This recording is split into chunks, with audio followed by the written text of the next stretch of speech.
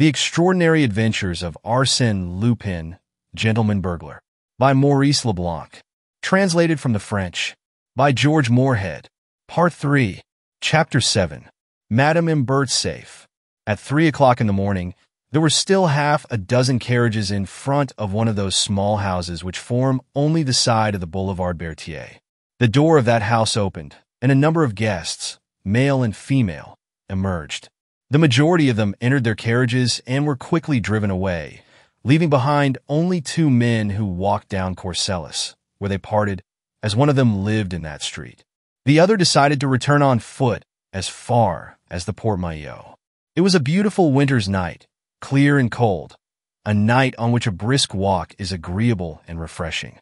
But at the end of a few minutes, he had the disagreeable impression that he was being followed.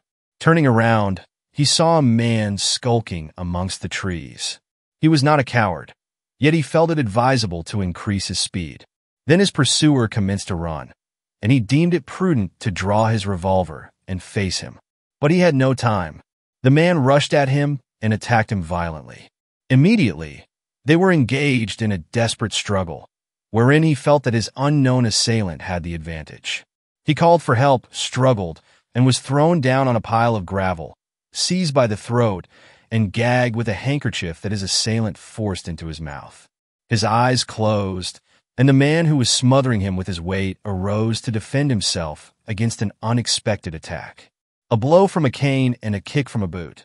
The man uttered two cries of pain and fled, limping and cursing. Without deigning to pursue the fugitive, the new arrival stooped over the prostrate man and inquired, "Are you hurt, monsieur?" He was not injured, but he was dazed and unable to stand. His rescuer procured a carriage, placed him in it, and accompanied him to his house on the Avenue de la Grande Armée. On his arrival there, quite recovered, he overwhelmed his savior with thanks.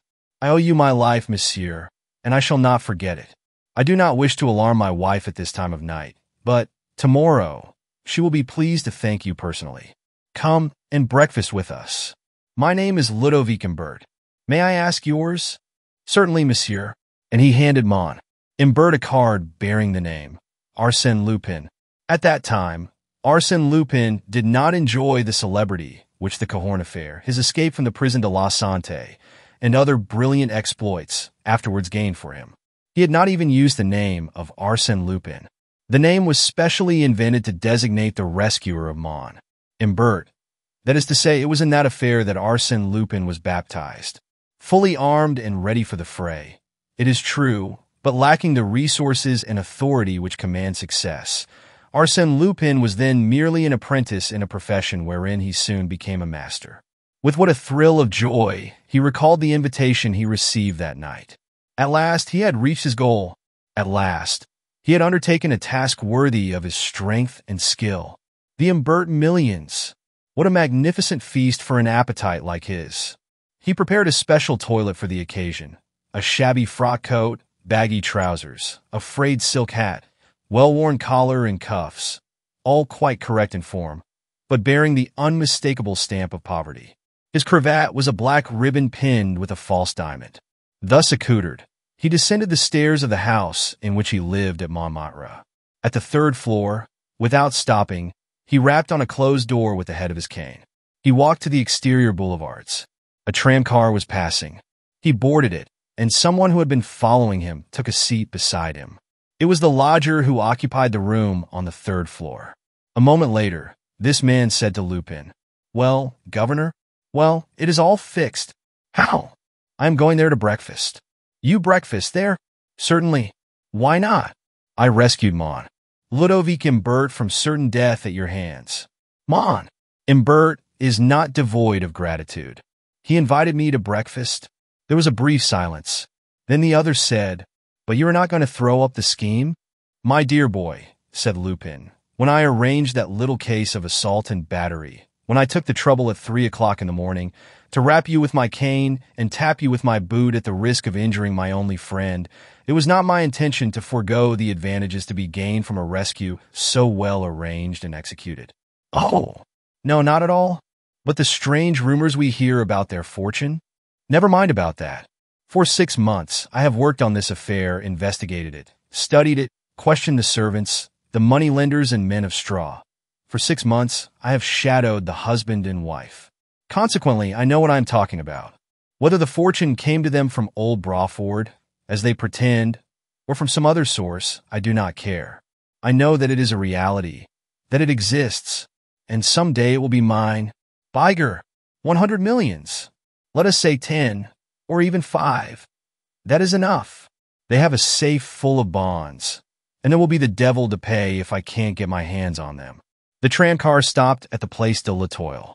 The man whispered to Lupin, "What am I to do now?" "Nothing, at present. You will hear from me. There is no hurry." 5 minutes later, Arsène Lupin was ascending the magnificent flight of stairs in the Imbert mansion in Mons. Imbert introduced him to his wife. Madame Gervais Imbert was a short, plump woman, and very talkative. She gave Lupin a cordial welcome. "I desired that we should be alone to entertain our savior," she said. From the outset, they treated our savior as an old and valued friend. By the time dessert was served, their friendship was well cemented, and private confidences were being exchanged. Arsène related the story of his life, the life of his father as a magistrate, the sorrows of his childhood, and his present difficulties. Gervais, in turn, spoke of her youth, her marriage, the kindness of the aged Brawford, the 100 millions that she had inherited, the obstacles that prevented her from obtaining the enjoyment of her inheritance, the money she had been obliged to borrow at an exorbitant rate of interest, her endless contentions with Brawford's nephews, and the litigation, the injunctions. In fact, everything. Just think of it, Monsieur Lupin. The bonds are there in my husband's office, and if we detach a single coupon, we lose everything. They are there, in our safe, and we dare not touch them. Monsieur Lupin shivered at the bare idea of his proximity to so much wealth. Yet he felt quite certain that Monsieur Lupin would never suffer from the same difficulty as his fair hostess, who declared she dare not touch the money. "Ah, they are there," he repeated to himself. "They are there." A friendship formed under such circumstances soon led to closer relations. When discreetly questioned, Arsène Lupin confessed his poverty and distress. Immediately, the unfortunate young man was appointed private secretary to the Imberts, husband and wife, at a salary of 100 francs a month. He was to come to the house every day and receive orders for his work, and a room on the second floor was set apart as his office. This room was directly over Mons. Imbert's office. Arsène soon realized that his position as secretary was essentially a sinecure. During the first 2 months, he had only 4 important letters to recopy, and was called only once to Mons, Imbert's office. Consequently, he had only one opportunity to contemplate, officially, the Imbert safe. Moreover, he noticed that the secretary was not invited to the social functions of the employer. But he did not complain, as he preferred to remain, modestly, in the shade and maintain his peace and freedom. However, he was not wasting any time. From the beginning, he made clandestine visits to Mons, Imbert's office, and paid his respects to the safe, which was hermetically closed. It was an immense block of iron and steel, cold and stern in appearance, which could not be forced open by the ordinary tools of the burglar's trade. But Arsène Lupin was not discouraged. Where force fails, cunning prevails, he said to himself. The essential thing is to be on the spot when the opportunity occurs. In the meantime, I must watch and wait. He made immediately some preliminary preparations. After careful soundings made upon the floor of his room, he introduced a lead pipe which penetrated the ceiling of Mons, Imbert's office, at a point between the 2 screeds of the cornice. By means of this pipe, he hoped to see and hear what transpired in the room below. Henceforth, he passed his days stretched at full length upon the floor. He frequently saw the Imberts holding a consultation in front of the safe, investigating books and papers. When they turned the combination lock, he tried to learn the figures and the number of turns they made to the right and left. He watched their movements. He sought to catch their words. There was also a key necessary to complete the opening of the safe. What did they do with it? Did they hide it? One day, he saw them leave the room without locking the safe. He descended the stairs quickly and boldly entered the room. But they had returned. "Oh, "Excuse me," he said. "I made a mistake in the door." "Come in, Monsieur Lupin." "Come in," cried Madame Imbert. "Are you not at home here? We want your advice. What bonds should we sell? The foreign securities or the government annuities?" "But the injunction," said Lupin with surprise. "Oh, it doesn't cover all the bonds." She opened the door of the safe and withdrew a package of bonds. But her husband protested.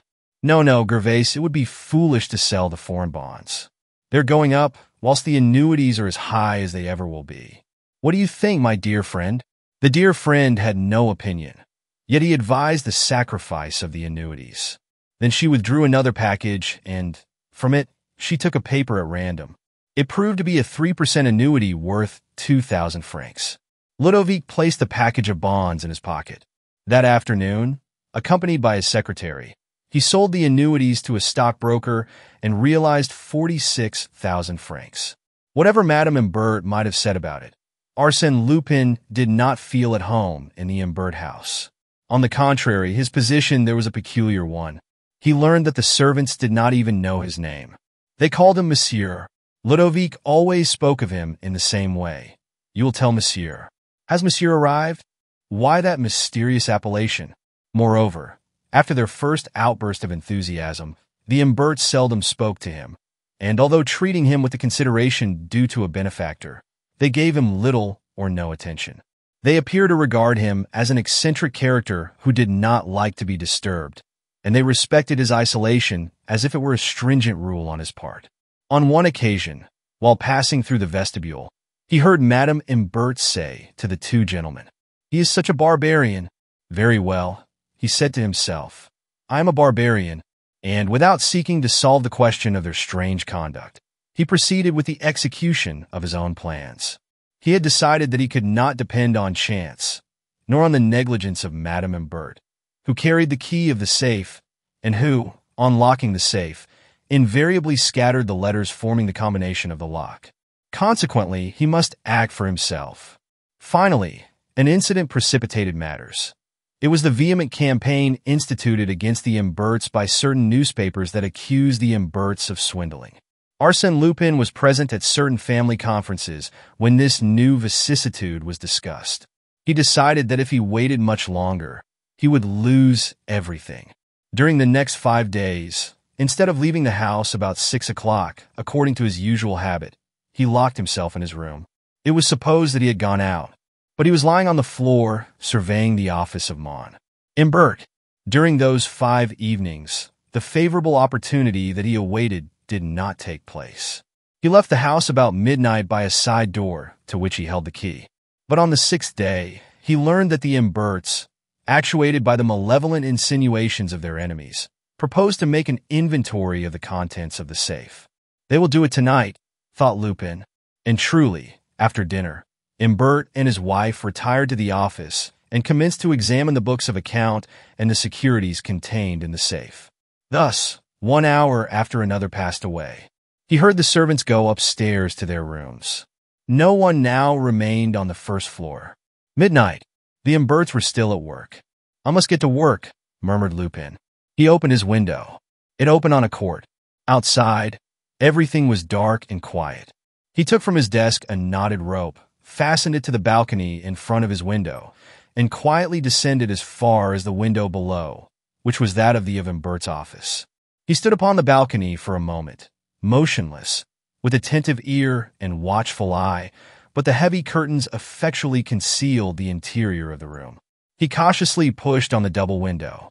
If no one had examined it, it ought to yield to the slightest pressure, for during the afternoon he had so fixed the bolt that it would not enter the staple. The window yielded to his touch. Then, with infinite care, he pushed it open sufficiently to admit his head. He parted the curtains a few inches, looked in, and saw Mon Imbert and his wife sitting in front of the safe, deeply absorbed in their work and speaking softly to each other at rare intervals.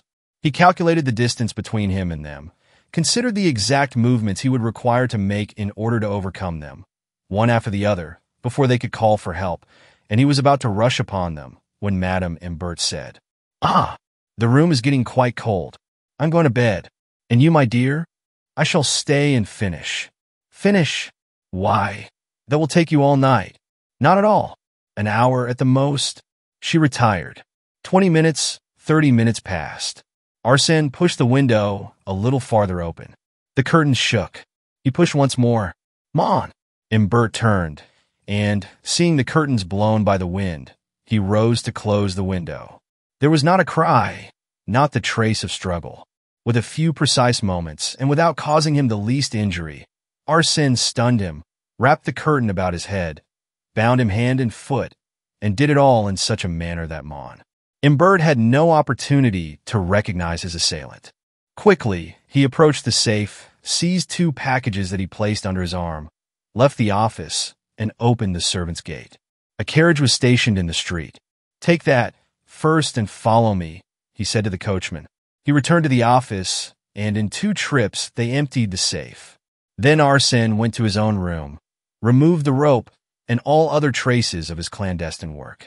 A few hours later, Arsène Lupin and his assistant examined the stolen goods. Lupin was not disappointed, as he had foreseen that the wealth of the Imberts had been greatly exaggerated. It did not consist of hundreds of millions, nor even tens of millions. Yet it amounted to a very respectable sum, and Lupin expressed his satisfaction. "Of course," he said, "there will be a considerable loss when we come to sell the bonds, as we will have to dispose of them surreptitiously at reduced prices. In the meantime, they will rest quietly in my desk awaiting a propitious moment." Arsène saw no reason why he should not go to the Imbert house the next day. But a perusal of the morning papers revealed this startling fact. Ludovic and Gervais Imbert had disappeared. When the officers of the law seized the safe and opened it, they found there what Arsène Lupin had left, nothing. Such are the facts, and I learned the sequel to them one day when Arsène Lupin was in a confidential mood. He was pacing to and fro in my room, with a nervous step and a feverish eye that were unusual to him. "After all," I said to him, "it was your most successful venture." Without making a direct reply, he said, "There are some impenetrable secrets connected with that affair, some obscure points that escape my comprehension. For instance, what caused their flight? Why did they not take advantage of the help I unconsciously gave them? It would have been so simple to say, the 100 millions were in the safe. They're no longer there because they have been stolen. They lost their nerve. Yes, that is it, they lost their nerve. On the other hand, it is true dash. What is true? Oh, nothing. What was the meaning of Lupin's reticence? It was quite obvious that he had not told me everything. There was something he was loath to tell. His conduct puzzled me. It must indeed be a very serious matter to cause such a man as Arsène Lupin even a momentary hesitation. I threw out a few questions at random. "Have you seen him since?" "No." "And have you never experienced the slightest degree of pity for those unfortunate peoples?" "I," he exclaimed with a start. His sudden excitement astonished me. Had I touched him on a sore spot? I continued, "Of course, if you had not left them alone, they might have been able to face the danger, or at least made their escape with full pockets." "What do you mean?" he said indignantly. "I suppose you have an idea that my soul should be filled with remorse? Call it remorse or regrets, anything you like. Dash, they are not worth it. Have you no regrets or remorse for having stolen their fortune?" "What fortune?" "The packages of bonds you took from their safe." "Oh, I stole their bonds, did I? I deprived them of a portion of their wealth? Is that my crime?" "Ah, my dear boy, you do not know the truth. You never imagined that those bonds were not worth the paper they were written on. Those bonds were false. They were counterfeit, every one of them. Do you understand? They were counterfeit." I looked at him astounded. "Counterfeit? The 4 or 5 millions?" "Yes, counterfeit," he exclaimed in a fit of rage. "Only so many scraps of paper. I couldn't raise a sou on the whole of them. And you ask me if I have any remorse. They're the ones who should have remorse and pity. They played me for a simpleton, and I fell into their trap. I was their latest victim, their most stupid gull." He was affected by genuine anger, the result of malice and wounded pride. He continued, "From start to finish, I got the worst of it. Do you know the part one played in that affair, or rather the part they made me play? That of André Brawford. Yes, my boy, that is the truth, and I never suspected it. It was not until afterwards, on reading the newspapers, that the light finally dawned in my stupid brain. Whilst I was posing as his savior, as the gentleman who had risked his life to rescue Mon Imbert from the clutches of an assassin, they were passing me off as Brawford. Wasn't that splendid? That eccentric individual who had a room on the second floor, that barbarian that was exhibited only at a distance, was Brawford, and Brawford was I. Thanks to me, and to the confidence that I inspired under the name of Brawford, they were enabled to borrow money from the bankers and other moneylenders. What an experience for a novice! And I swear to you that I shall profit by the lesson. He stopped, seized my arm, and said to me, in a tone of exasperation, "My dear fellow, at this very moment, Gervais Imbert owes me 1,500 francs. I could not refrain from laughter. His rage was so grotesque. He was making a mountain out of a molehill.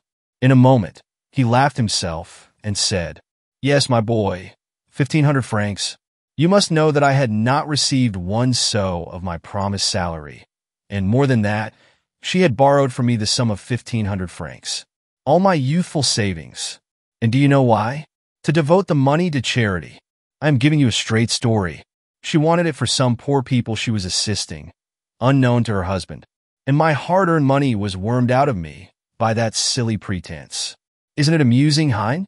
Arsène Lupin done out of 1,500 francs by the fair lady from whom he stole for millions in counterfeit bonds. And what a vast amount of time and patience and cunning I expended to achieve that result. It was the first time in my life that I was played for a fool, and I frankly confess that I was fooled that time to the Queen's taste." Chapter 8. The Black Pearl. A violent ringing of the bell awakened the concierge of number 9, Avenue Hoche. She pulled the door string, grumbling. "I thought everybody was in. It must be 3 o'clock. Perhaps it is someone for the doctor," muttered her husband. At that moment, a voice inquired, "Dr. Harrel?" "What floor?" "Third floor left. But the doctor won't go out at night. He must go tonight." The visitor entered the vestibule, ascended to the first floor, the second, the third, and without stopping at the doctor's door, he continued to the 5th floor. There, he tried 2 keys. One of them fitted the lock. "Ah, good," he murmured. "That simplifies the business wonderfully. But before I commence work, I had better arrange for my retreat. Let me see. Have I had sufficient time to rouse the doctor and be dismissed by him? Not yet. A few minutes more." At the end of 10 minutes, he descended the stairs, grumbling noisily about the doctor. The concierge opened the door for him and heard it click behind him.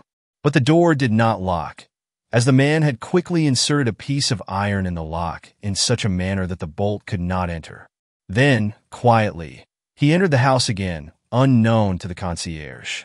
In case of alarm, his retreat was assured. Noiselessly, he ascended to the 5th floor once more.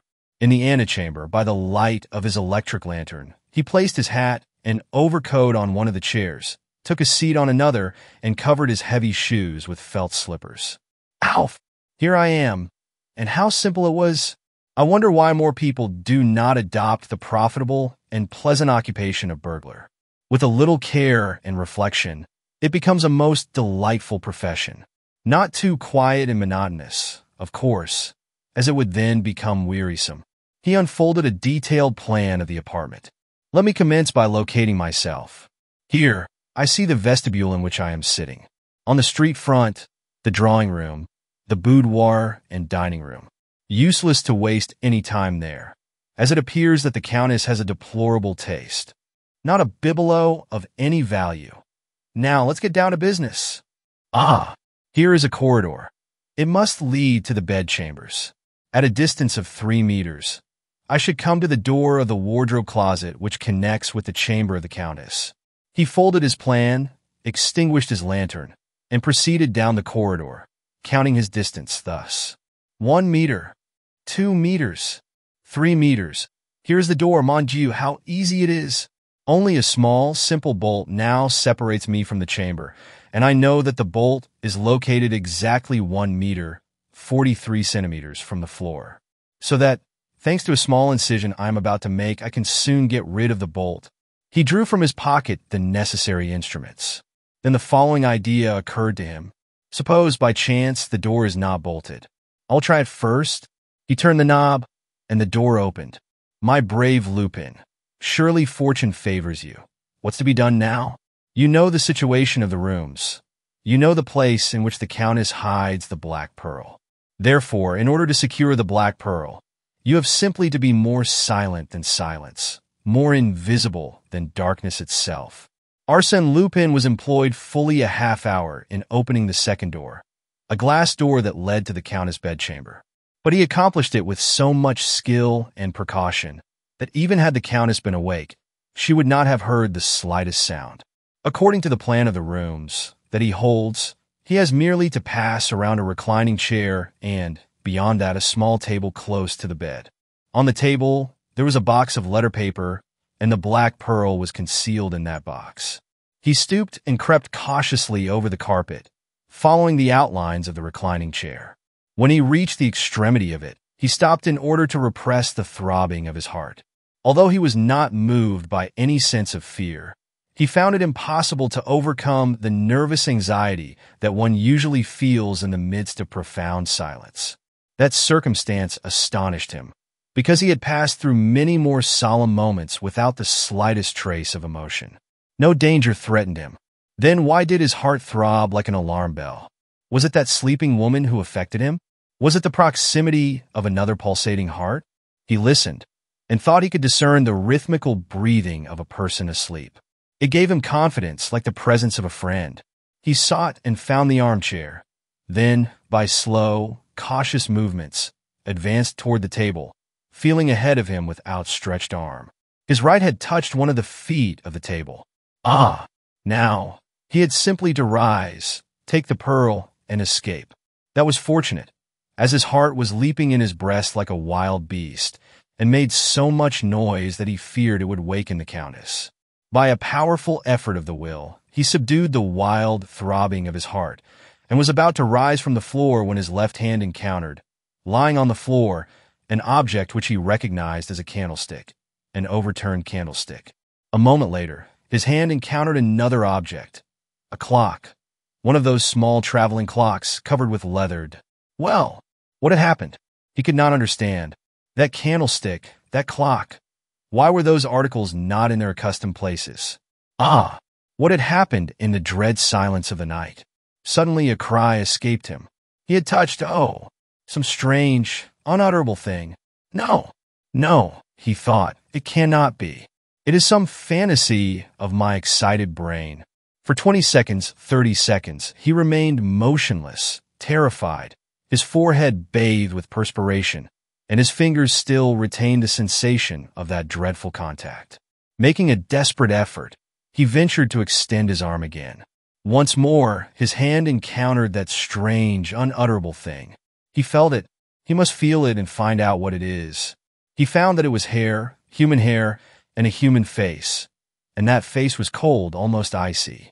However frightful the circumstances may be, a man like Arsène Lupin controls himself and commands the situation as soon as he learns what it is. So, Arsène Lupin quickly brought his lantern into use. A woman was lying before him, covered with blood. Her neck and shoulders were covered with gaping wounds. He leaned over her and made a closer examination. She was dead. Dead! Dead! He repeated, with a bewildered air. He stared at those fixed eyes, that grim mouth, that livid flesh, and that blood, all that blood which had flowed over the carpet and congealed there in thick black spots. He arose and turned on the electric lights. Then he beheld all the marks of a desperate struggle. The bed was in a state of great disorder. On the floor, the candlestick and the clock with the hands pointing to 20 minutes after 11. Then further away, an overturned chair, and everywhere there was blood, spots of blood, and pools of blood. And the Black Pearl? He murmured. The box of letter paper was in its place. He opened it eagerly. The jewel case was there, but it was empty. "Victor," he muttered, "you boasted of your good fortune much too soon, my friend Lupin. With the Countess lying cold and dead, and the Black Pearl vanished, the situation is anything but pleasant. Get out of here as soon as you can, or you may get into serious trouble." Yet he did not move. Get out of here? Yes, of course. Any person would, except Arsène Lupin. He has something better to do. Now, to proceed in an orderly way. At all events, you have a clear conscience. Let us suppose that you are the commissary of police and that you are proceeding to make an inquiry concerning this affair. Yes, but in order to do that, I require a clearer brain. Mine is muddled like a ragout. He tumbled into an armchair, with his clenched hands pressed against his burning forehead. The murder of the Avenue Hoche is one of those which have recently surprised and puzzled the Parisian public. And certainly, I should never have mentioned the affair if the veil of mystery had not been removed by Arsène Lupin himself. No one knew the exact truth of the case. Who did not know, from having met her in the Bois, the fair Leontine Zalti, the once famous cantatrice, wife and widow of the Count d'Andelot. The Zalti, whose luxury dazzled all Paris some 20 years ago. The Zalti who acquired an European reputation for the magnificence of her diamonds and pearls. It was said that she wore upon her shoulders the capital of several banking houses and the gold mines of numerous Australian companies. Skillful jewelers worked for Zalti, as they had formerly wrought for kings and queens. And who does not remember the catastrophe in which all that wealth was swallowed up? Of all that marvelous collection, nothing remained except the famous black pearl. The black pearl, that is to say, a fortune if she had wished to part with it. But she preferred to keep it, to live in a commonplace apartment with her companion, her cook, and a manservant, rather than sell that inestimable jewel. There was a reason for it, a reason she was not afraid to disclose. The black pearl was the gift of an emperor. Almost ruined and reduced to the most mediocre existence, she remained faithful to the companion of her happy and brilliant youth. The black pearl never left her possession. She wore it during the day, and at night, concealed it in a place known to her alone. All these facts, being republished in the columns of the public press, served to stimulate curiosity, and strange to say, but quite obvious to those who have the key to the mystery, the arrest of the presumed assassin only complicated the question and prolonged the excitement. 2 days later, the newspapers published the following item. Information has reached us of the arrest of Victor Danager, the servant of the Countess d'Andelot. The evidence against him is clear and convincing. On the silken sleeve of his liveried waistcoat, which Chief Detective Dudouis found in his garret between the mattresses of his bed, several spots of blood were discovered. In addition, a cloth-covered button was missing from that garment, and this button was found beneath the bed of the victim. It is supposed that, after dinner, in place of going to his own room, Danager slipped into the wardrobe closet, and through the glass door, had seen the Countess hide the precious black pearl. This is simply a theory, as yet unverified by any evidence. There is also another obscure point. At 7 o'clock in the morning, Danager went to the tobacco shop on the Boulevard de Courcelles. The concierge and the shopkeeper both affirm this fact. On the other hand, the Countess' companion and cook, who sleep at the end of the hall, both declare that when they arose at 8 o'clock, the door of the antechamber and the door of the kitchen were locked. These two persons have been in the service of the Countess for 20 years and are above suspicion. The question is, how did Danager leave the apartment? Did he have another key? These are matters that the police will investigate. As a matter of fact, the police investigation threw no light on the mystery. It was learned that Victor Danager was a dangerous criminal, a drunkard, and a debauchee. But, as they proceeded with the investigation, the mystery deepened and new complications arose. In the first place, a young woman, Emily de Sincleves, the cousin and sole heiress of the Countess, declared that the Countess, a month before her death, had written a letter to her, and in it described the manner in which the black pearl was concealed. The letter disappeared the day after she received it. Who had stolen it? Again, the concierge related how she had opened the door for a person who had inquired for Dr. Harrel. On being questioned, the doctor testified that no one had rung his bell. Then who was that person? An accomplice? The theory of an accomplice was thereupon adopted by the press and public, and also by Ganimard, the famous detective. Lupin is at the bottom of this affair, he said to the judge. Bah! Exclaimed the judge. You have Lupin on the brain. You see him everywhere. I see him everywhere, because he is everywhere. Say rather that you see him every time you encounter something you cannot explain. Besides, you overlook the fact that the crime was committed at 20 minutes past 11 in the evening, as is shown by the clock, while the nocturnal visit, mentioned by the concierge, occurred at 3 o'clock in the morning. Officers of the law frequently form a hasty conviction as to the guilt of a suspected person, and then distort all subsequent discoveries to conform to their established theory. The deplorable antecedents of Victor Danager, habitual criminal, drunkard, and rake, influenced the judge, and despite the fact that nothing new was discovered in corroboration of the early clues, his official opinion remained firm and unshaken. He closed his investigation, and a few weeks later, the trial commenced. It proved to be slow and tedious. The judge was listless, and the public prosecutor presented the case in a careless manner. Under those circumstances, Danager's counsel had an easy task. He pointed out the defects and inconsistencies of the case for the prosecution, and argued that the evidence was quite insufficient to convict the accused. Who had made the key, the indispensable key without which Danager, on leaving the apartment, could not have locked the door behind him? Who had ever seen such a key, and what had become of it?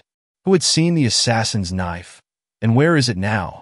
In any event, argued the prisoner's counsel, the prosecution must prove, beyond any reasonable doubt, that the prisoner committed the murder.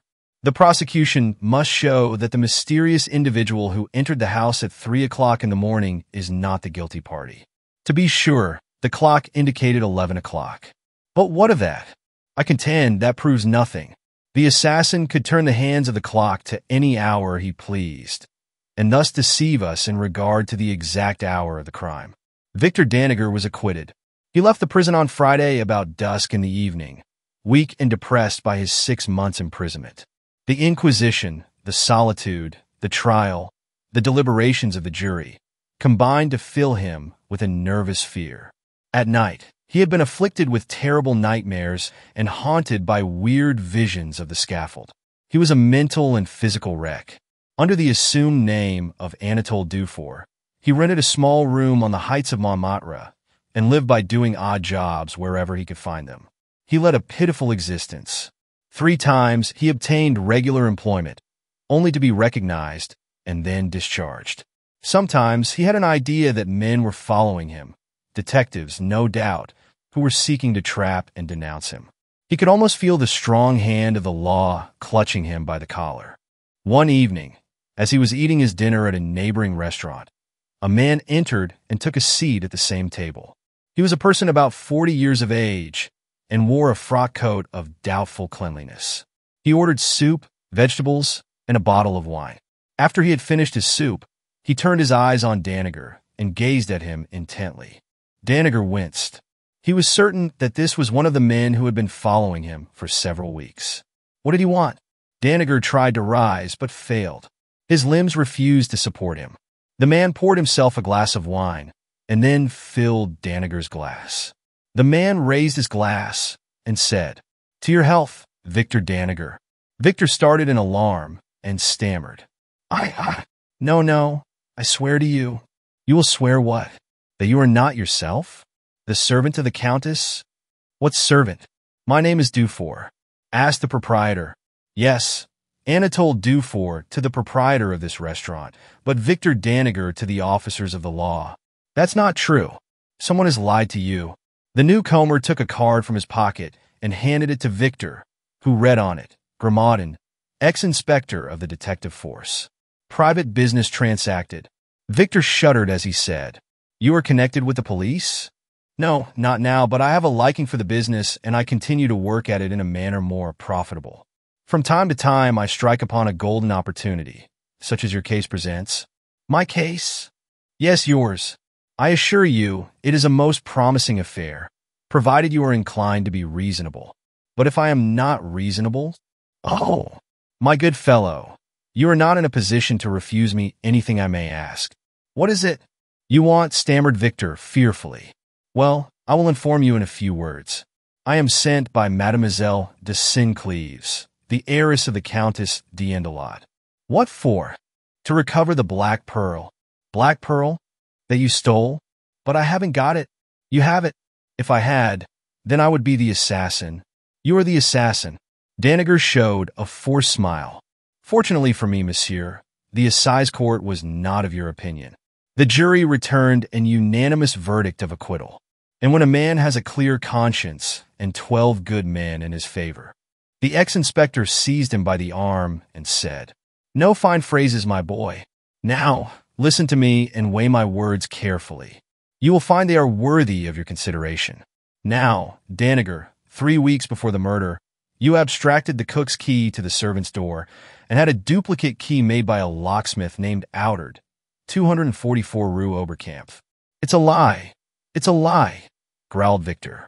"No person has seen that key. There is no such key. Here it is." After a silence, Grimmaudin continued, "You killed the Countess with a knife purchased by you at the Bazaar de la République on the same day as you ordered the duplicate key. It has a triangular blade with a groove running from end to end. That is all nonsense. You are simply guessing at something you don't know. No one ever saw the knife. Here it is." Victor Danager recoiled. The ex-inspector continued, "There are some spots of rust upon it. Shall I tell you how they came there? Well, you have a key and a knife. Who can prove that they belong to me? The locksmith and the clerk from whom you bought the knife. I have already refreshed their memories, and when you confront them, they cannot fail to recognize you." His speech was dry and hard, with a tone of firmness and precision. Danager was trembling with fear, and yet he struggled desperately to maintain an air of indifference. "Is that all the evidence you have?" "Oh, no, not at all. I have plenty more. For instance, after the crime, you went out the same way you had entered, but in the center of the wardrobe room, being seized by some sudden fear, you leaned against the wall for support." "How do you know that?" "No one could know such a thing," argued the desperate man. "The police know nothing about it, of course. They never think of lighting a candle and examining the walls. But if they had done so, they would have found on the white plaster a faint red spot, quite distinct, however, to trace in it the imprint of your thumb which you had pressed against the wall while it was wet with blood. Now, as you are well aware, under the Bertillon system, thumb marks are one of the principal means of identification." Victor Danager was livid. Great drops of perspiration rolled down his face and fell upon the table. He gazed with a wild look at the strange man who had narrated the story of his crime as faithfully as if he had been an invisible witness to it. Overcome and powerless, Victor bowed his head. He felt that it was useless to struggle against this marvelous man. So he said, "How much will you give me if I give you the pearl?" "Nothing." "Oh, you are joking. Or do you mean that I should give you an article worth thousands and hundreds of thousands and get nothing in return? You will get your life. Is that nothing?" The unfortunate man shuddered. Then Grimmaudin added, in a milder tone, "Come, Danager, that pearl has no value in your hands. It is quite impossible for you to sell it. So what is the use of your keeping it? There are pawnbrokers, and someday I will be able to get something for it. But that day may be too late. Why? Because by that time you may be in the hands of the police, and with the evidence that I can furnish, the knife, the key, the thumb mark, what will become of you?" Victor rested his head on his hands and reflected. He felt that he was lost, irremediably lost, and at the same time, a sense of weariness and depression overcame him. He murmured, faintly, "When must I give it to you?" "Tonight, within an hour." "If I refuse?" "If you refuse, I shall post this letter to the Procureur of the Republic, in which letter Mademoiselle de Sincleves denounces you as the assassin." Danager poured out 2 glasses of wine, which he drank in rapid succession. Then, rising, said, "Pay the bill, and let us go. I have had enough of the cursed affair." Night had fallen. The 2 men walked down the Rue Lepic and followed the exterior boulevards in the direction of the Place de l'Etoile. They pursued their way in silence. Victor had a stooping carriage and a dejected face. When they reached the Parc Monceau, he said, "We are near the house?" "Parbleu! You only left the house once, before your arrest, and that was to go to the tobacco shop." "Here it is," said Danager in a dull voice. They passed along the garden wall of the Countess' house, and crossed a street on a corner of which stood the tobacco shop. A few steps further on, Danager stopped. His limbs shook beneath him, and he sank to a bench. "Well, what now?" demanded his companion. It is there. Where? Come now, no nonsense. There in front of us. Where? Between two paving stones. Which? Look for it. Which stones? Victor made no reply. Ah, I see, exclaimed Grammatin. You want me to pay for the information? No, but I am afraid I will starve to death. So, that is why you hesitate. Well, I'll not be hard on you. How much do you want? Enough to buy a steerage pass to America? All right, and 100 francs to keep me until I get work there. You shall have 200. Now speak. Count the paving stones to the right from the sewer hole. The pearl is between the 12th and 13th. In the gutter? Yes, close to the sidewalk. Grammatin glanced around to see if anyone were looking. Some tramcars and pedestrians were passing. But, they will not suspect anything. He opened his pocket knife and thrust it between the 12th and 13th stones. And if it is not there, he said to Victor, it must be there, unless someone saw me stoop down and hide it. Could it be possible that the black pearl had been cast into the mud and filth of the gutter to be picked up by the first comer? The black pearl, a fortune. How far down, he asked. About 10 centimeters. He dug up the wet earth. The point of his knife struck something. He enlarged the hole with his finger. Then he abstracted the black pearl from its filthy hiding place. Good. Here are your 200 francs. I will send you the ticket for America.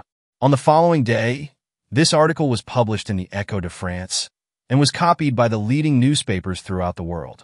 Yesterday, the famous black pearl came into the possession of Arsène Lupin, who recovered it from the murderer of the Countess d'Andelot. In a short time, facsimiles of that precious jewel will be exhibited in London, St. Petersburg, Calcutta, Buenos Aires, and New York. Arsène Lupin will be pleased to consider all propositions submitted to him through his agents. And that is how crime is always punished and virtue rewarded, said Arsène Lupin, after he had told me the foregoing history of the Black Pearl. And that is how you, under the assumed name of Grammatin, ex-inspector of detectives, were chosen by fate to deprive the criminal of the benefit of his crime. Exactly. And I confess that the affair gives me infinite satisfaction and pride. The 40 minutes that I passed in the apartment of the Countess d'Andelot after learning of her death were the most thrilling and absorbing moments of my life. In those 40 minutes, involved as I was in a most dangerous plight, I calmly studied the scene of the murder and reached the conclusion that the crime must have been committed by one of the house servants. I also decided that in order to get the pearl, that servant must be arrested, and so I left the wainscot button. It was necessary also for me to hold some convincing evidence of his guilt, so I carried away the knife which I found upon the floor and the key which I found in the lock. I closed and locked the door and erased the finger marks from the plaster in the wardrobe closet. In my opinion, that was one of those flashes of genius, I said, interrupting. Of genius, if you wish. But I flatter myself it would not have occurred to the average mortal to frame, instantly, the two elements of the problem, an arrest and an acquittal, to make use of the formidable machinery of the law to crush and humble my victim, and reduce him to a condition in which, when free, he would be certain to fall into the trap I was laying for him. Poor devil. Poor devil, do you say? Victor Danager, the assassin. He might have descended to the lowest depths of vice and crime if he had retained the Black Pearl. Now he lives. Think of that. Victor Danager is alive, and you have the Black Pearl. He took it out of one of the secret pockets of his wallet, examined it, gazed at it tenderly, and caressed it with loving fingers, and sighed, as he said, "What cold Russian prince, what vain and foolish Raja may someday possess this priceless treasure? Or perhaps some American millionaire is destined to become the owner of this morsel of exquisite beauty that once adorned the fair bosom of Leontine Zalti, the Countess d'Andelot." Chapter 9. Sherlock Holmes arrives too late. It is really remarkable, Velmont. What a close resemblance you bear to Arsène Lupin. How do you know? Oh, like everyone else from photographs, no two of which are alike, but each of them leaves the impression of a face. Something like yours. Horace Velmont displayed some vexation. Quite so, my dear Devan. And, believe me, you are not the first one who has noticed it. It is so striking, persisted Devan, that if you had not been recommended to me by my cousin D'Estevan, and if you were not the celebrated artist whose beautiful marine views I so admire, I have no doubt I should have warned the police of your presence in Dieppe. This sally was greeted with an outburst of laughter. The large dining hall of the Château de Thibermesnil contained on this occasion, besides Velmont, the following guests: Father Gellis, the parish priest, and a dozen officers whose regiments were quartered in the vicinity and who had accepted the invitation of the banker Georges Devan and his mother. One of the officers then remarked, "I understand that an exact description of Arsène Lupin has been furnished to all the police along this coast since his daring exploit on the Paris-Havre Express." "I suppose so," said Devan. "That was 3 months ago, and a week later, I made the acquaintance of our friend Velmont at the casino, and since then he has honored me with several visits, an agreeable preamble to a more serious visit that he will pay me one of these days, or rather, one of these nights." This speech evoked another round of laughter, and the guests then passed into the ancient Hall of the Guards, a vast room with a high ceiling, which occupied the entire lower part of the Tour Guillaume, William's Tower, and wherein Georges Devan had collected the incomparable treasures which the lords of Thibermesnil had accumulated through many centuries. It contained ancient chests, credences, andirons, and chandeliers. The stone walls were overhung with magnificent tapestries. The deep embrasures of the 4 windows were furnished with benches, and the Gothic windows were composed of small panes of colored glass set in a leaden frame. Between the door and the window to the left stood an immense bookcase of Renaissance style, on the pediment of which, in letters of gold, was the word Thibermesnil, and below it the proud family device, Fais-ci que voux, do what thou wishest. When the guests had lighted their cigars, Devan resumed the conversation. "And remember, Velmont, you have no time to lose. In fact, tonight is the last chance you will have." "How so?" asked the painter, who appeared to regard the affair as a joke. Devan was about to reply, when his mother mentioned to him to keep silent, but the excitement of the occasion and a desire to interest his guests urged him to speak. "Bah," he murmured, "I can tell it now. It won't do any harm." The guests drew closer, and he commenced to speak with the satisfied air of a man who has an important announcement to make. "Tomorrow afternoon at 4 o'clock, Sherlock Holmes, the famous English detective, for whom such a thing as mystery does not exist. Sherlock Holmes, the most remarkable solver of enigmas the world has ever known, that marvelous man who would seem to be the creation of a romantic novelist. Sherlock Holmes will be my guest." Immediately, Devan was the target of numerous eager questions. Is Sherlock Holmes really coming? Is it so serious as that? Is Arsène Lupin really in this neighborhood? Arsène Lupin and his band are not far away.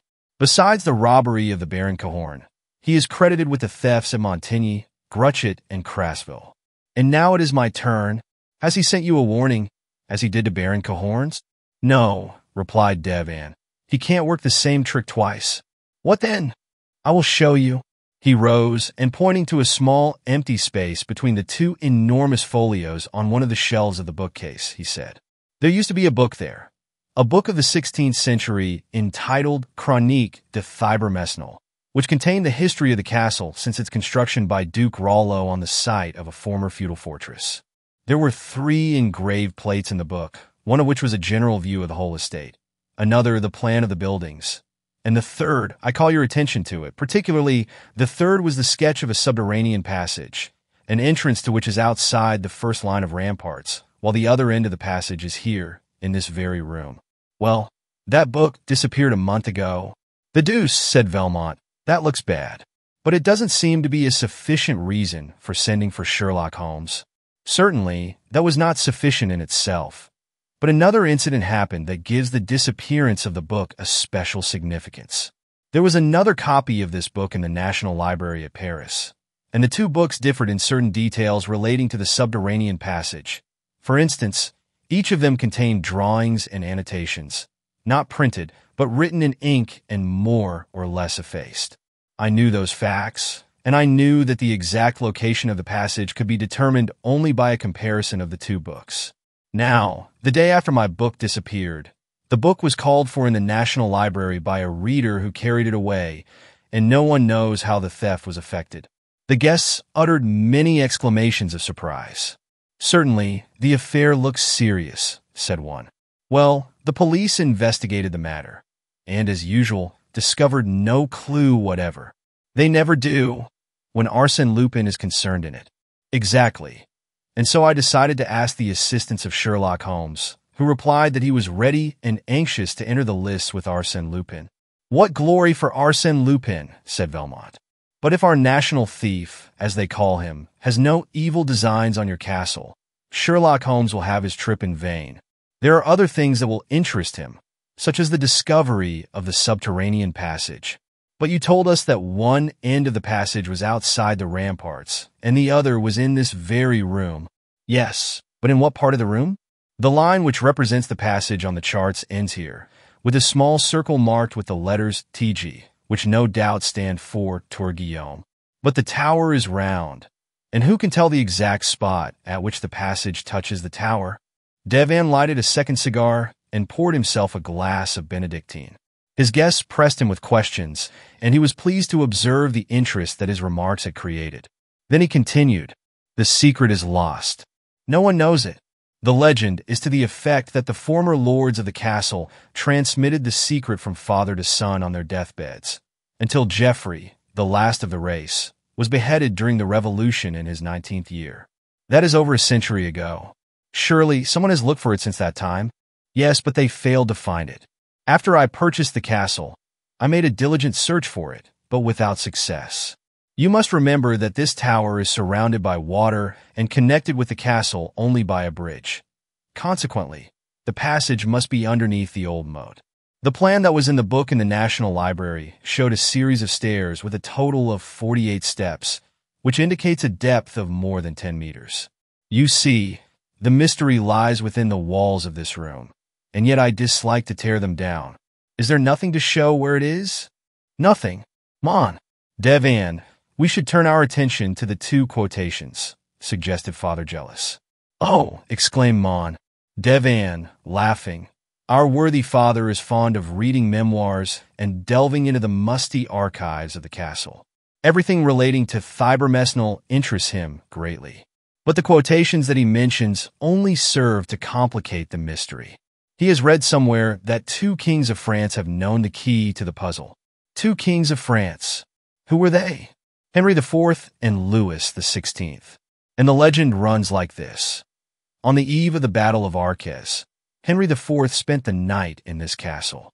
At 11 o'clock in the evening, Louise de Tancarville, the prettiest woman in Normandy, was brought into the castle through the subterranean passage by Duke Edgard, who, at the same time, informed the king of the secret passage. Afterward, the king confided the secret to his minister Sully, who, in turn, relates the story in his book, Royale's Economies d'État, without making any comment upon it, but linking with it this incomprehensible sentence, 'Turn one eye on the bee that shakes, the other I will lead to God.'" After a brief silence, Velmont laughed and said, "Certainly, it doesn't throw a dazzling light upon the subject." "No, but Father Jealous claims that Sully concealed the key to the mystery in this strange sentence in order to keep the secret from the secretaries to whom he dictated his memoirs." "That is an ingenious theory," said Velmont. "Yes, and it may be nothing more. I cannot see that it throws any light on the mysterious riddle. And was it also to receive the visit of a lady that Louis XVI caused the passage to be opened?" "I don't know," said Mon. "Devin, all I can say is that the king stopped here one night in 1784, and that the famous iron casket found in the Louvre contained a paper bearing these words in the king's own writing. Thibermesnil, March 4th, 11. Horace Velmont laughed heartily and exclaimed, "At last! And now that we have the magic key, where is the man who can fit it to the invisible lock?" "Laugh as much as you please, monsieur," said Father Jealous, "but I am confident the solution is contained in those 2 sentences, and some day we will find a man able to interpret them." "Sherlock Holmes is the man," said Mon. "Devin, unless Arsène Lupin gets ahead of him. What is your opinion, Velmont?" Velmont arose, placed his hand on Devin's shoulder, and declared, "I think that the information furnished by your book and the book of the National Library was deficient in a very important detail, which you have now supplied. I thank you for it. What is it? The missing key. Now that I have it, I can go to work at once, said Velmont. Of course, without losing a minute, said Devan, smiling. Not even a second, replied Velmont. Tonight, before the arrival of Sherlock Holmes, I must plunder your castle. You have no time to lose. Oh, by the way, I can drive you over this evening. To Dieppe? Yes.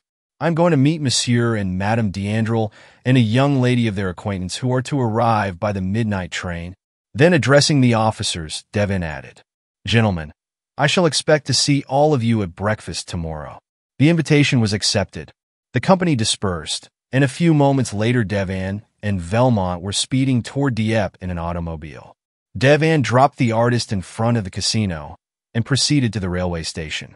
At 12 o'clock his friends alighted from the train. A half hour later the automobile was at the entrance to the castle. At 1 o'clock, after a light supper, they retired. The lights were extinguished, and the castle was enveloped in the darkness and silence of the night. The moon appeared through a rift in the clouds and filled the drawing room with its bright, white light. But only for a moment. Then the moon again retired behind its ethereal draperies, and darkness and silence reigned supreme. No sound could be heard, save the monotonous ticking of the clock. It struck 2, and then continued its endless repetitions of the seconds. Then 3 o'clock. Suddenly, something clicked, like the opening and closing of a signal disc that warns the passing train. A thin stream of light flashed to every corner of the room, like an arrow that leaves behind it a trail of light. It shot forth from the central fluting of a column that supported the pediment of the bookcase. It rested for a moment on the panel opposite like a glittering circle of burnished silver, then flashed in all directions like a guilty eye that scrutinizes every shadow. It disappeared for a short time, but burst forth again as a whole section of the bookcase revolved on a pivot and disclosed a large opening like a vault. A man entered, carrying an electric lantern.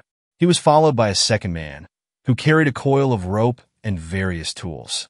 The leader inspected the room, listened a moment, and said, "Call the others." Then 8 men, stout fellows with resolute faces, entered the room and immediately commenced to remove the furnishings.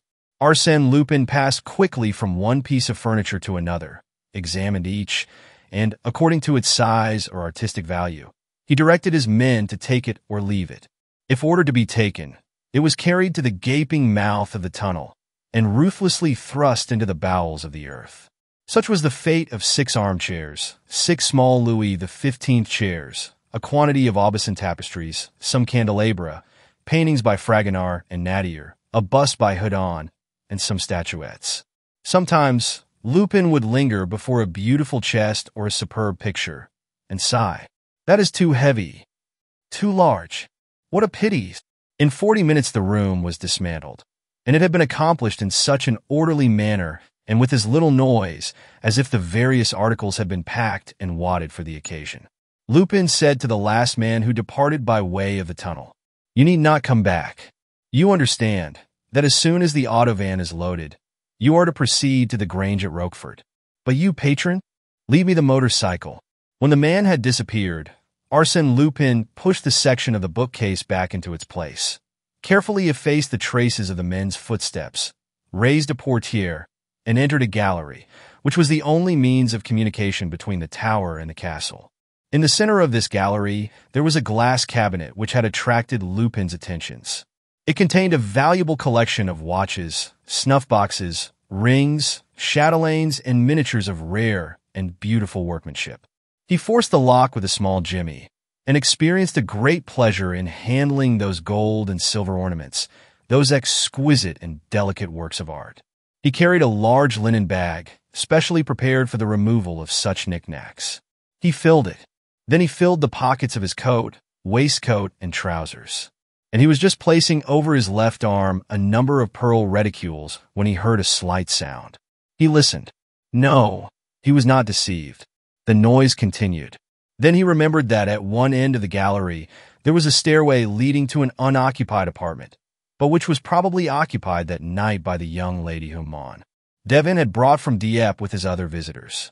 Immediately he extinguished his lantern, and had scarcely gained the friendly shelter of a window embrasure when the door at the top of the stairway was opened and a feeble light illuminated the gallery. He could feel, for, concealed by a curtain, he could not see, that a woman was cautiously descending the upper steps of the stairs. He hoped she would come no closer. Yet, she continued to descend and even advanced some distance into the room. Then she uttered a faint cry. No doubt, she had discovered the broken and dismantled cabinet. She advanced again. Now he could smell the perfume and hear the throbbing of her heart as she drew closer to the window where he was concealed. She passed so close that her skirt brushed against the window curtain, and Lupin felt that she suspected the presence of another, behind her, in the shadow, within reach of her hand. He thought, she is afraid. She will go away. But she did not go. The candle that she carried in her trembling hand grew brighter. She turned, hesitated a moment, appeared to listen, then suddenly drew aside the curtain. They stood face to face. Arsène was astounded. He murmured, involuntarily, You, mademoiselle? It was Miss Nellie.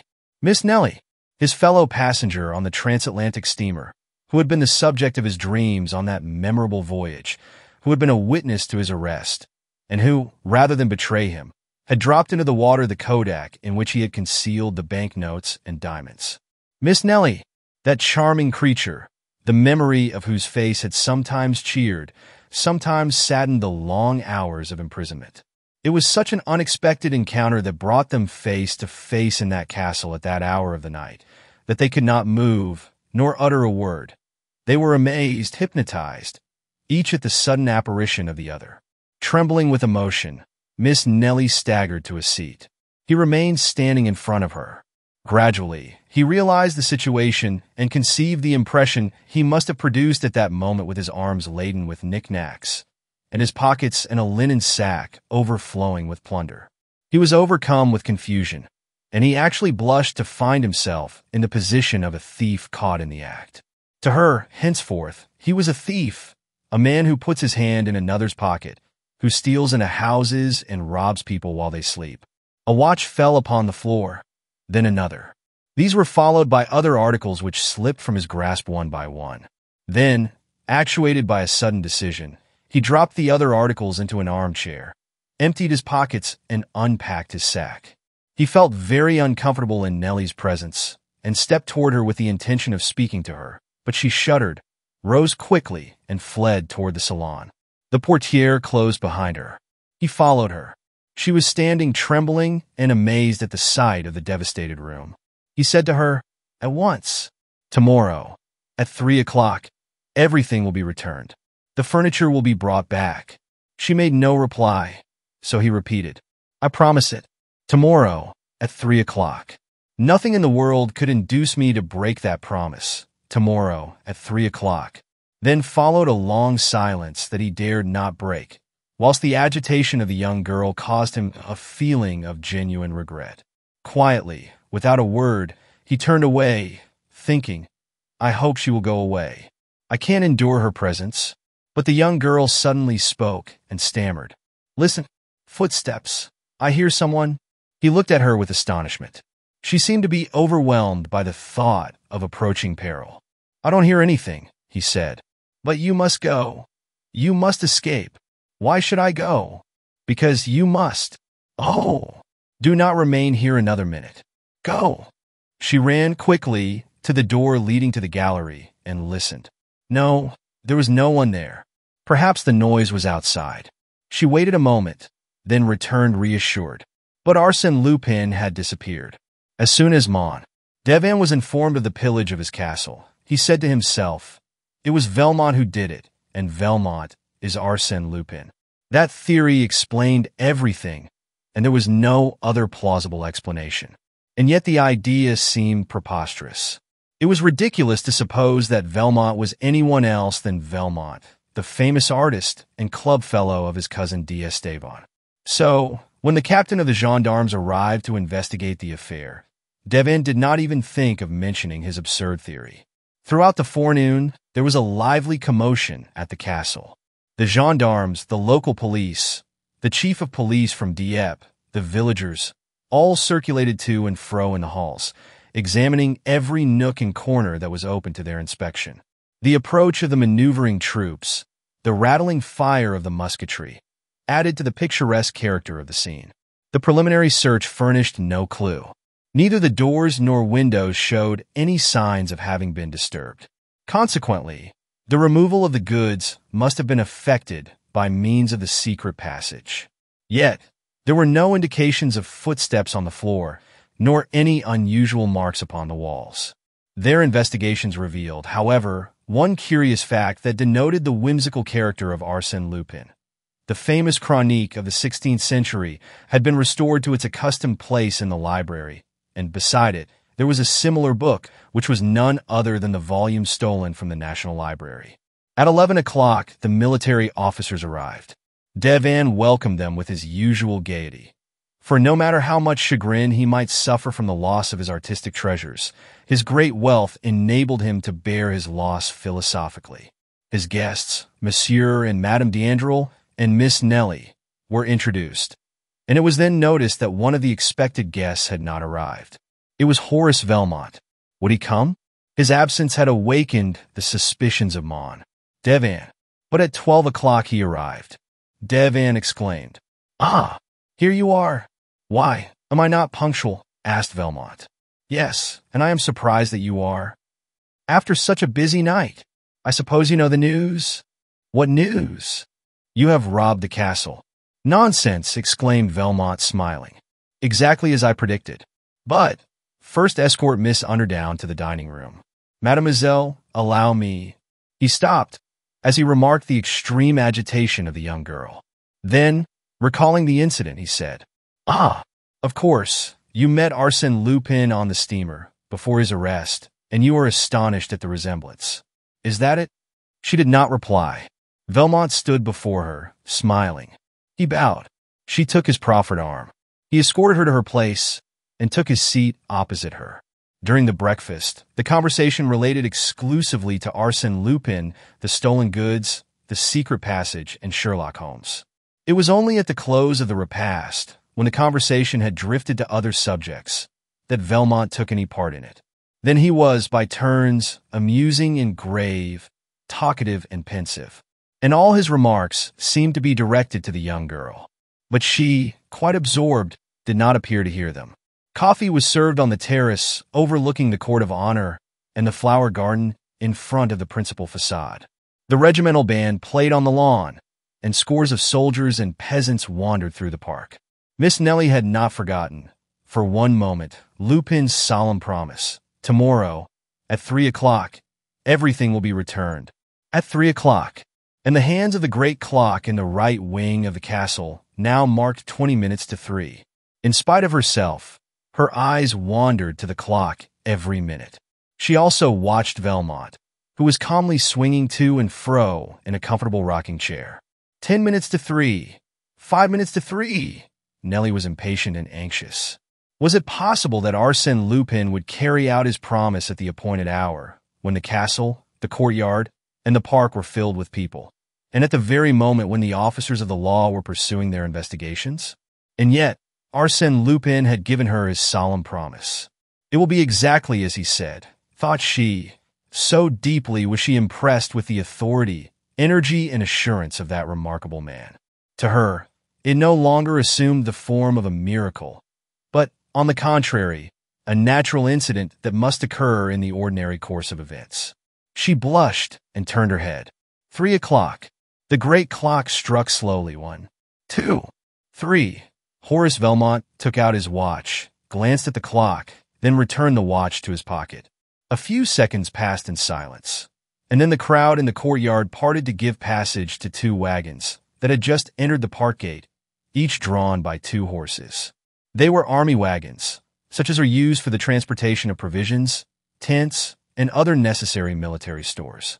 They stopped in front of the main entrance, and a commissary sergeant leaped from one of the wagons and inquired for Devan.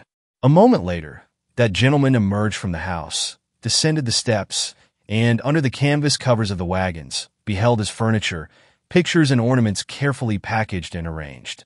When questioned, the sergeant produced an order that he had received from the officer of the day. By that order, The 2nd Company of the 4th Battalion were commanded to proceed to the crossroads of Hallu in the forest of Arques, gather up the furniture and other articles deposited there, and deliver same to Monsieur Georges Devan, owner of the Thibermesnil Castle, at 3 o'clock. Signed, Colonel Beauville. At the crossroads, explained the sergeant, we found everything ready, lying on the grass, guarded by some passers-by. It seemed very strange, but the order was imperative. One of the officers examined the signature. He declared it a forgery, but a clever imitation. The wagons were unloaded, and the goods restored to their proper places in the castle. During this commotion, Nellie had remained alone at the extreme end of the terrace, absorbed by confused and distracted thoughts. Suddenly, she observed Velmont approaching her. She would have avoided him, but the balustrade that surrounded the terrace cut off her retreat. She was cornered. She could not move. A gleam of sunshine, passing through the scant foliage of a bamboo, lighted up her beautiful golden hair. Someone spoke to her in a low voice. "Have I not kept my promise?" Arsène Lupin stood close to her. No one else was near. He repeated in a calm, soft voice, "Have I not kept my promise?" He expected a word of thanks, or at least some slight movement that would betray her interest in the fulfillment of his promise. But she remained silent. Her scornful attitude annoyed Arsène Lupin, and he realized the vast distance that separated him from Miss Nellie, now that she had learned the truth.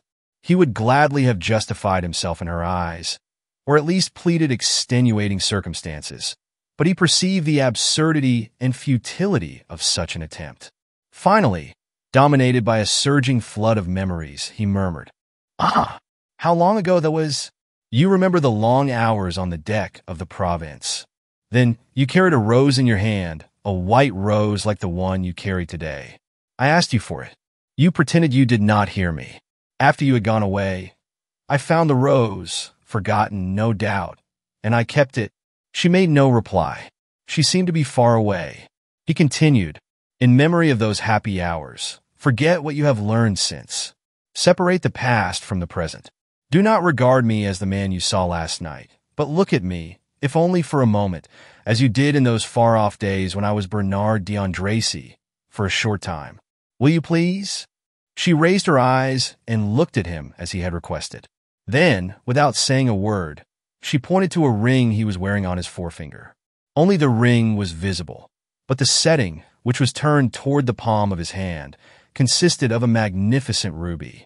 Arsène Lupin blushed. The ring belonged to Georges Devan. He smiled bitterly and said, "You are right. Nothing can be changed. Arsène Lupin is now and always will be Arsène Lupin. To you, he cannot be even so much as a memory. Pardon me, I should have known that any attention I may now offer you is simply an insult. Forgive me." He stepped aside, hat in hand. Nellie passed before him. He was inclined to detain her and beseech her forgiveness. But his courage failed, and he contented himself by following her with his eyes, as he had done when she descended the gangway to the pier at New York. She mounted the steps leading to the door and disappeared within the house. He saw her no more. A cloud obscured the sun. Arsène Lupin stood watching the imprints of her tiny feet in the sand. Suddenly he gave a start. Upon the box which contained the bamboo, beside which Nellie had been standing, he saw the rose, the white rose which he had desired but dared not ask for. Forgotten, no doubt. It also, but how? Designedly or through distraction. He seized it eagerly. Some of its petals fell to the ground. He picked them up one by one like precious relics. "Come," he said to himself, "I have nothing more to do here. I must think of my safety before Sherlock Holmes arrives." The park was deserted, but some gendarmes were stationed at the park gate. He entered a grove of pine trees, leaped over the wall, and, as a short cut to the railroad station, followed a path across the fields. After walking about 10 minutes, he arrived at a spot where the road grew narrower and ran between two steep banks. In this ravine, he met a man traveling in the opposite direction. It was a man about 50 years of age, tall, smooth-shaven, and wearing clothes of a foreign cut. He carried a heavy cane, and a small satchel was strapped across his shoulder. When they met, the stranger spoke with a slight English accent. "Excuse me, monsieur. Is this the way to the castles?" "Yes, monsieur. Straight ahead, and turn to the left when you come to the wall. They are expecting you." "Ah, yes, my friend Devan told us last night that you were coming, and I am delighted to be the first to welcome you. Sherlock Holmes has no more ardent admirer than myself." There was a touch of irony in his voice that he quickly regretted, for Sherlock Holmes scrutinized him from head to foot with such a keen, penetrating eye that Arsène Lupin experienced the sensation of being seized, imprisoned and registered by that look more thoroughly and precisely than he had ever been by a camera. "My negative is taken now," he thought, "and it will be useless to use a disguise with that man. He would look right through it. But, I wonder, has he recognized me?" They bowed to each other as if about to part. But, at that moment, they heard a sound of horses' feet, accompanied by a clinking of steel. It was the gendarmes. The two men were obliged to draw back against the embankment, amongst the brushes, to avoid the horses. The gendarmes passed by, but as they followed each other at a considerable distance, they were several minutes in doing so. And Lupin was thinking, "It all depends on that question. Has he recognized me? If so, he will probably take advantage of the opportunity. It is a trying situation." When the last horseman had passed, Sherlock Holmes stepped forth and brushed the dust from his clothes. Then, for a moment, he and Arsène Lupin gazed at each other. And if a person could have seen them at that moment, it would have been an interesting sight, and memorable as the first meeting of two remarkable men, so strange, so powerfully equipped, both of superior quality, and destined by fate, through their peculiar attributes, to hurl themselves one at the other like two equal forces that nature opposes, one against the other, in the realms of space. Then the Englishman said, "Thank you, monsieur." "You are quite welcome," replied Arsène Lupin. They parted. Lupin went toward the railway station, and Sherlock Holmes continued on his way to the castle. The local officers had given up the investigation after several hours of fruitless efforts, and the people at the castle were awaiting the arrival of the English detective with a lively curiosity. At first sight, they were a little disappointed on account of his commonplace appearance, which differed so greatly from the pictures they had formed of him in their own minds. He did not in any way resemble the romantic hero, the mysterious and diabolical personage that the name of Sherlock Holmes had evoked in their imaginations. "However, Devan exclaimed with much gusto. "Ah, monsieur, you are here. I am delighted to see you. It is a long-deferred pleasure.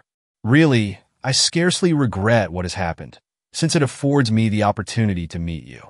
But, how did you come?" "By the train, but I sent my automobile to meet you at the station." "An official reception, eh? With music and fireworks?" "Oh, no, not for me. That is not the way I do business," grumbled the Englishman. This speech disconcerted Devan, who replied, with a forced smile, "Fortunately, the business has been greatly simplified since I wrote to you." "In what way?" "The robbery took place last night. If you had not announced my intended visit, it is probable the robbery would not have been committed last night." "When then?" "Tomorrow, or some other day. And in that case, Lupin would have been trapped," said the detective. "And my furniture would not have been carried away." "Ah, but my goods are here. They were brought back at 3 o'clock. By Lupin, by 2 army wagons." Sherlock Holmes put on his cap and adjusted his satchel. Devan exclaimed, anxiously, "But, monsieur, what are you going to do?" "I am going home." "Why?" "Your goods have been returned. Arsène Lupin is far away. There is nothing for me to do." "Yes, there is. I need your assistance. What happened yesterday may happen again tomorrow, as we do not know how he entered, or how he escaped, or why, a few hours later, he returned the goods." "Ah, you don't know." The idea of a problem to be solved quickened the interest of Sherlock Holmes. "Very well, let us make a search, at once, and alone if possible." Devan understood, and conducted the Englishman to the salon. In a dry, crisp voice, in sentences that seemed to have been prepared in advance, Holmes asked a number of questions about the events of the preceding evening, and inquired also concerning the guests and the members of the household. Then he examined the 2 volumes of the Chronique, compared the plans of the subterranean passage, requested a repetition of the sentences discovered by Father Jealous, and then asked, Was yesterday the first time you have spoken those two sentences to anyone? Yes. You had never communicated then to Horace Velmont? No. Well, order the automobile. I must leave in an hour. In an hour? Yes. Within that time, Arsène Lupin solved the problem that you placed before him. I placed before him. Yes, Arsène Lupin or Horace Velmont. Same thing. I thought so. Ah, the scoundrel. Now, let us see, said Holmes. Last night at 10 o'clock, you furnished Lupin with the information that he lacked and that he had been seeking for many weeks. During the night, he found time to solve the problem, collect his men, and rob the castle. I shall be quite as expeditious. He walked from end to end of the room, in deep thought, then sat down, crossed his long legs, and closed his eyes. Devin waited, quite embarrassed. Thought he, is the man asleep? Or is he only meditating? However, he left the room to give some orders. And when he returned, he found the detective on his knees, scrutinizing the carpet at the foot of the stairs in the gallery. What is it? He inquired. Look, there. Spots from a candle. You are right, and quite fresh. And you will also find them at the top of the stairs and around the cabinet that Arsène Lupin broke into, and from which he took the bibelots that he afterward placed in this armchair. What do you conclude from that? Nothing. These facts would doubtless explain the cause for the restitution, but that is a side issue that I cannot wait to investigate. The main question is the secret passage. First, tell me, is there a chapel some 200 or 300 meters from the castle? Yes, a ruined chapel, containing the tomb of Duke Rollo. Tell your chauffeur to wait for us near that chapel. My chauffeur hasn't returned. If he had, they would have informed me. Do you think the secret passage runs to the chapel? What reason have? I would ask you, monsieur, interrupted the detective, to furnish me with a ladder and a lantern. What? Do you require a ladder and a lantern? Certainly, or I shouldn't have asked for them. Devin, somewhat disconcerted by this crude logic, rang the bell. The two articles were given with the sternness and precision of military commands. Place the ladder against the bookcase, to the left of the word fibromesnal. Devin placed the ladder as directed, and the Englishman continued. More to the left. To the right there. Now climb up. All the letters are in relief, aren't they? Yes. First, turn the letter I one way or the other. Which one? There are two of them. The first one.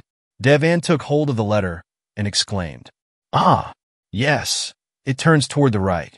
Who told you that? Sherlock Holmes did not reply to the question, but continued his directions.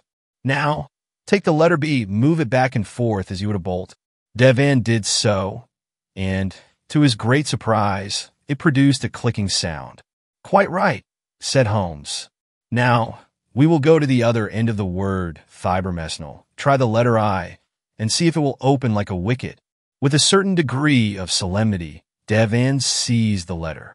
It opened, but Devin fell from the ladder, for the entire section of the bookcase, lying between the first and last letters of the words, turned on a pivot and disclosed the subterranean passage. Sherlock Holmes said coolly, You are not hurt. No, no, said Devin, as he rose to his feet. Not hurt, only bewildered. I can't understand now. Those letters turn. The secret passage opens. Certainly. Doesn't that agree exactly with the formula given by Sully? Turn one eye on the bee that shakes, the other I will lead to God. But Louis XVI? Asked Devin. Louis XVI was a clever locksmith. I have read a book he wrote about combination locks. It was a good idea on the part of the owner of fibromesnal to show His Majesty a clever bit of mechanism. As an aid to his memory, the king wrote, March 4th, 11, that is to say, the 3rd, 4th, and 11th letters of the word. Exactly. I understand that. It explains how Lupin got out of the room, but it does not explain how he entered. And it is certain he came from the outside. Sherlock Holmes lighted his lantern and stepped into the passage. Look, all the mechanism is exposed here, like the works of a clock, and the reverse side of the letters can be reached. Lupin worked the combination from this side, that is all. What proof is there of that? Proof? Well, look at that puddle of oil. Lupin foresaw that the wheels would require oiling. Did he know about the other entrance? As well as I know it, said Holmes. Follow me into that dark passage. Are you afraid? No, but are you sure you can find the way out? With my eyes closed. At first, they descended 12 steps, then 12 more, and farther on, 2 other flights of 12 steps each. Then they walked through a long passageway, the brick walls of which showed the marks of successive restorations, and in spots were dripping with water. The earth also was very damp. "We are passing under the pond," said Devan, somewhat nervously. At last, they came to a stairway of 12 steps, followed by 3 others of 12 steps each, which they mounted with difficulty, and then found themselves in a small cavity cut in the rock. They could go no further. "The deuce," muttered Holmes, "nothing but bare walls. This is provoking." "Let us go back," said Devan. "I have seen enough to satisfy me." But the Englishman raised his eye and uttered a sigh of relief. There he saw the same mechanism and the same word as before. He had merely to work the 3 letters. He did so, and a block of granite swung out of place. On the other side, this granite block formed the tombstone of Duke Rollo, and the word Thibermesnil was engraved on it in relief. Now, they were in the little ruined chapel, and the detective said, "The other eye leads to God." That means to the chapel. "It is marvelous," exclaimed Devan, amazed at the clairvoyance and vivacity of the Englishman. "Can it be possible that those few words were sufficient for you?" "Bah," declared Holmes, "they weren't even necessary. In the chart in the book of the National Library, the drawing terminates at the left, as you know, in a circle, and at the right, as you do not know, in a cross. Now, that cross must refer to the chapel in which we now stand." Poor Devan could not believe his ears. It was all so new, so novel to him. He exclaimed, "It is incredible, miraculous, and yet of a childish simplicity. How is it that no one has ever solved the mystery? Because no one has ever united the essential elements, that is to say, the 2 books and the 2 sentences. No one, but Arsène Lupin and myself. But Father Jealous and I knew all about those things, and likewise." Holmes smiled and said, "Monsieur Devan, everybody cannot solve riddles. I have been trying for 10 years to accomplish what you did in 10 minutes. Bah! I am used to it." They emerged from the chapel and found an automobile. "Ah, there's an auto waiting for us." "Yes, it is mine," said Devan. "Yours? You said your chauffeur hadn't returned." They approached the machine, and Mon. Devan questioned the chauffeur. "Edouard, who gave you orders to come here?" "Why, it was Monsieur Velmont." "Mon! Velmont? Did you meet him?" "Near the railway station, and he told me to come to the chapel." "To come to the chapel? What for?" "To wait for you, monsieur, and your friend." Devan and Holmes exchanged looks, and Mon. Devan said, "He knew the mystery would be a simple one for you. It is a delicate compliment." A smile of satisfaction lighted up the detective's serious features for a moment. The compliment pleased him. He shook his head as he said, "A clever man. I knew that when I saw him." "Have you seen him?" "I met him a short time ago, on my way from the station." "And you knew it was Horace Velmont? I mean Arsène Lupin?" "That is right." "I wonder how it came." "No, but I supposed it was from a certain ironical speech he made." "And you allowed him to escape?" "Of course I did. And yet I had everything on my side, such as 5 gendarmes who passed us." "Sacrebleu," cried Devan. "You should have taken advantage of the opportunity." "Really, monsieur," said the Englishman, haughtily, "when I encounter an adversary like Arsène Lupin, I do not take advantage of chance opportunities. I create them." But time pressed, and since Lupin had been so kind as to send the automobile, they resolved to profit by it. They seated themselves in the comfortable limousine. Edouard took his place at the wheel, and away they went toward the railway station. Suddenly, Devan's eyes fell upon a small package in one of the pockets of the carriage. "Ah, what is that?" "A package." "Whose is it?" "Why, it is for you." "For me?"